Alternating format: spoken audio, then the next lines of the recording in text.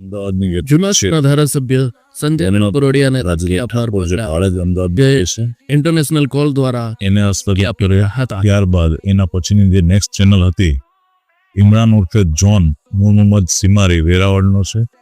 આ બંનેને હસ્તગત કર્યા. સાથે સાથે ટેકનિકલ ટીમ જે એલસીબીની છે એના દ્વારા હસ્તો એલસીબી પીઆઈ કેમ પટેલ અને જે બાકીના એલસીબીના કર્મચારીઓ અધિકારી કર્મચારીઓ છે ફિલ્ડ ઓપરેશનમાં પણ સાથે સાથે ટેકનિકલ ઓપરેશનમાં પણ જોડાયેલા હતા.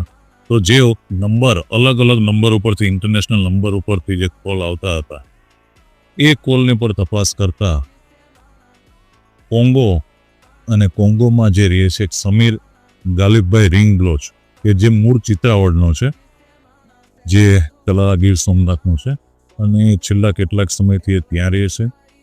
એણે જ આ અલગ અલગ નંબર ઉપરથી અલગ અલગ